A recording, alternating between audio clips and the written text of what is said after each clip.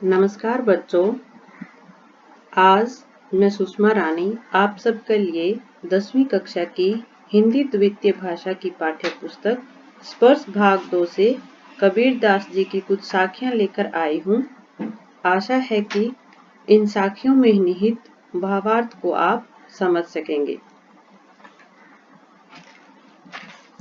कबीर दास जी की साखियां पाठ 1 में दी गई हैं। तो कबीर दास जी की साखियां समझने से पहले हम उनका कुछ जीवन परिचय समझते हैं। कबीर जी का जन्म 1398 ईस्वी में काशी में हुआ। इन्होंने अपने जीवन के अंतिम कुछ वर्ष मगहर में बिताए तथा 1518 ईस्वी में वहीं पर इनका निधन हो गया। कबीर दास जी भक्ति काल की निर्गुण धारा की ज्ञान मार्ग की शाखा के सर्वश्रेष्ठ कवि थे। इनकी प्रमुख रचनाएं हैं साखी, सबद और रामायणी। साखियों की व्याख्या करने से पहले ये जानते हैं कि साखी किसे कहते हैं। साखी का अर्थ है प्रत्यक्ष ज्ञान, अर्थात सत्य की साक्षी देता गुरु। गुरु शिष्य को जीवन के तत्व के ज्ञान की शिक्षा देता है। तो ऐसी साखी, इनको हम साखियां कहते हैं। साखी 1 जो हमारी पाठ्य पुस्तक में दी गई हुई है, पढ़ते हैं। ऐसी बाणी बोलिए मन का आपा खोए, अपना तन शीतल करे औरन को सुख होए। देखिए इस साखी में कौन कौन से कठिन शब्द हैं। बाणी यानी वचन और बोली जो हम बोलते हैं। आपा यानी अहंकार, तन शरीर, शीतल ठंडा, औरन को अन्य लोगों को अर्थात सुनने वालों को, जो हमारी भाषा को वचन को सुन रहे हैं। तो ऐसी वाणी बोलिए मन का आपा खोए, अपना तन शीतल करे औरन को सुख होए। भावार्थ क्या है। प्रस्तुत साखी में कबीर दास जी मीठी वाणी का महत्व बताते हुए कह रहे हैं कि हमें अपने अहंकार अर्थात घमंड को समाप्त कर मधुर एवं विनम्र वचन का या भाषा का प्रयोग करना चाहिए। हमें अपने घमंड को भूलकर लोगों के प्रति प्रेम का व्यवहार करना चाहिए। यदि हम दूसरों से अच्छे से बात करते हैं तो दूसरों को तो प्रसन्नता होती ही है, साथ ही साथ संतोष व सुख हमारे हृदय को भी पहुंचता है। वाणी या बोली की मधुरता सभी को आनंद प्रदान करती है। इस साखी में देखिए विशेष बिंदु क्या है। मीठी वाणी के महत्व को दर्शाया गया है। सदुकड़ी भाषा का प्रयोग है। वाणी बोलिए में अनुप्रास अलंकार का प्रयोग है। साखी 2 कस्तूरी कुंडली बसे मृग ढूंढे वन माही, ऐसे ही घटी घटी राम है दुनिया देखे नाही। कस्तूरी एक सुगंधित पदार्थ होता है जो हिरण की नाभि में होता है। यहाँ पर कुंडली यानी नाभि, मृग हिरण, घटी घटी घट घट में, कण कण में। तो इसका देखिए कस्तूरी कुंडली बसे मृग ढूंढे वन माही, ऐसे घटी घटी राम है दुनिया देखे नाही। भावार्थ क्या है। कबीर दास जी मृग अर्थात हिरण का उदाहरण देते हुए कह रहे हैं कि जिस प्रकार मृग अपनी नाभि में कस्तूरी अर्थात उस सुगंधित पदार्थ के उपस्थित होने के बावजूद खुशबू आने पर उसे सारे वन में इधर उधर ढूंढता रहता है, ठीक उसी प्रकार हम मनुष्य अपनी अज्ञानता के कारण ईश्वर को मंदिर मस्जिदों में ढूंढते फिरते हैं, जबकि वह प्रत्येक मनुष्य के अंदर अर्थात उसके हृदय में ही वास करता है। अतः ईश्वर को इधर उधर ढूंढना व्यर्थ है, वह हमारे भीतर ही मौजूद है। विशेष बिंदु क्या है। वही इसमें सदुकड़ी भाषा का प्रयोग है। ढोंग और आडंबर पर करारी चोट की है कि हम मंदिर और मस्जिद में जाकर इधर उधर जो भगवान को ढूंढते हैं, उससे पहले हमें अपने अंदर भगवान को देखें। कस्तूरी कुंडली और दुनिया देखे में अनुप्रास अलंकार तथा घटी घटी में पुनरुक्ति प्रकाश अलंकार का प्रयोग हुआ है। आइए अगली साखी है। जब मैं था तब हरि नहीं, अब हरि है मैं नाही, सब अंधियारा मिटी गया जब दीपक देखा माही। मैं का यहाँ पर अर्थ है अहंकार, मेरे अंदर जो घमंड है, अहंकार है। हरि भगवान ईश्वर, मिटी गया, मिट गया, नष्ट हो गया, समाप्त हो गया, माही अंदर, मन के भीतर।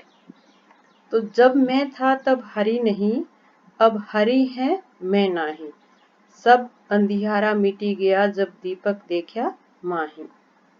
भावार्थ क्या है कि कबीर जी कह रहे हैं कि जब उनमें अहंकार अर्थात घमंड था, तब उन्हें ईश्वर की प्राप्ति कभी नहीं हुई, किंतु जब से ईश्वर पर विश्वास यानी ईश्वर का वास उनके हृदय में हुआ है, तब से अहंकार का पूर्णतः विनाश हो गया है।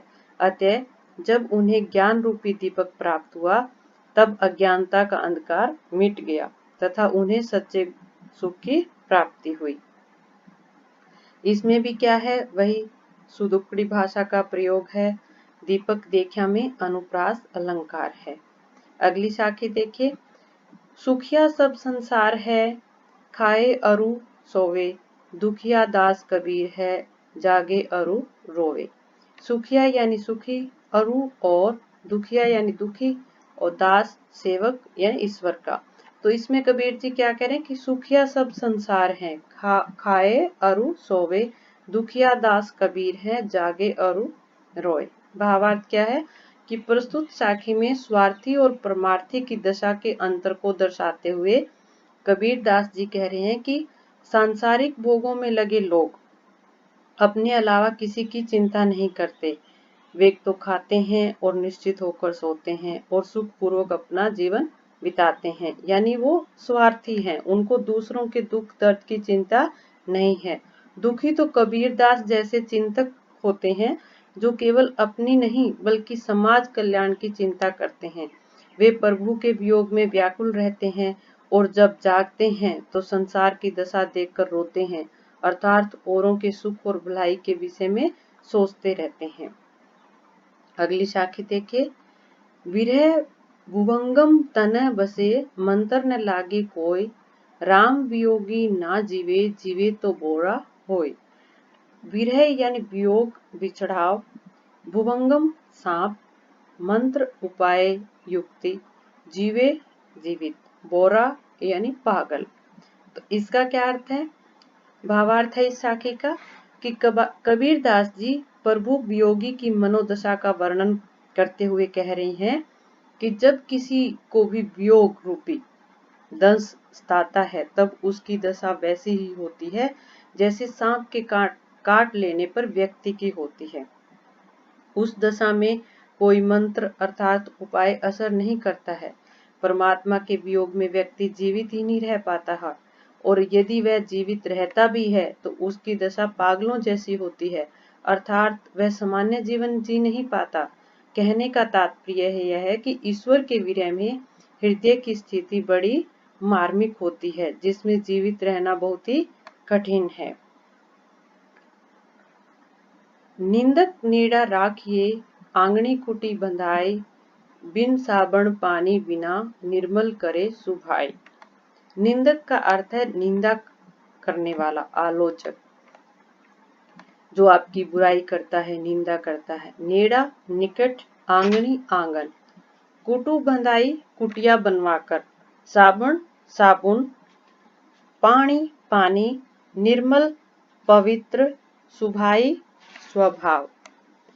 इसका क्या अर्थ है कि निंदक नेड़ा राखिए, आंगनी कुटी बंधाए, बिन साबन पानी बिना, निर्मल करे सुभाई। भावार्थ है, प्रस्तुत साखी में कबीर दास जी ने निंदक की महत्ता पर प्रकाश डालते हुए कहा है कि निंदा करने वाले को सदा अपने आंगन यानी हृदय में कुटिया बनाकर रखना चाहिए, अर्थात अपने निकट रखना चाहिए, क्योंकि वही हमारे दोषों को उजागर करता है। वह हमारी आचरणगत यानी व्यवहार की त्रुटियों को अपने स्वभाव एवं व्यवहार से दूर करने के लिए प्रेरित करता है। इस प्रकार बिना किसी साबुन और पानी के हमारे चित्त में बसी हुई बुराइयां धुल जाती है।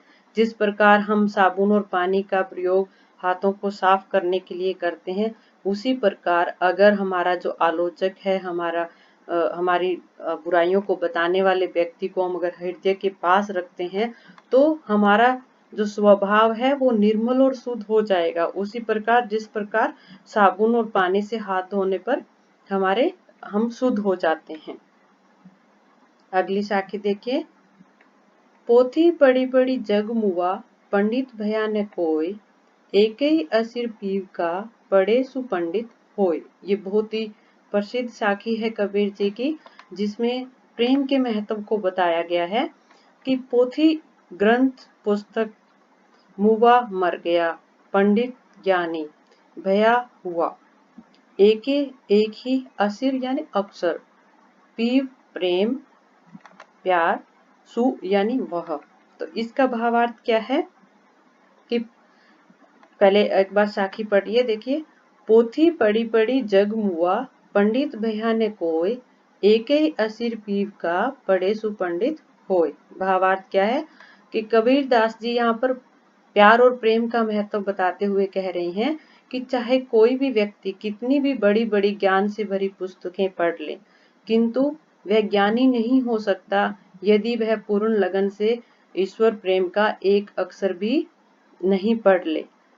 यहाँ पर प्रेम का एक भी अक्षर का अर्थ है कि जब तक वह दूसरे व्यक्ति को प्रेम नहीं करता, प्यार नहीं करता, क्योंकि कबीर जी मानते हैं और ये भी होता भी है कि सभी व्यक्तियों में ईश्वर का वास है, और जब तक हम एक व्यक्ति प्यार भाव से बात नहीं करेगा, उसे प्रेम नहीं करेगा, तब तक हम कितनी भी ग्रंथ पढ़ लें, पुस्तकें पढ़ लें, हम ज्ञानी नहीं हो सकते। तो अर्थात सच्ची लगन से किए जाने वाला प्रेम ही एकमात्र साधन है जिससे हम सभी का दिल भी जीत सकते हैं, वह सभी चुनौतियों का सामना भी कर सकते हैं। देखिए अगली साखी हमारी क्या है। हम घर जालिया आपना, लिया मुराड़ा हाथी, अब घर जालों ताज का, जे चले हमारे साथी। तो जालिया का मतलब है जलाया, मुराड़ा जलती हुई मशाल, ताश का यानी उसका।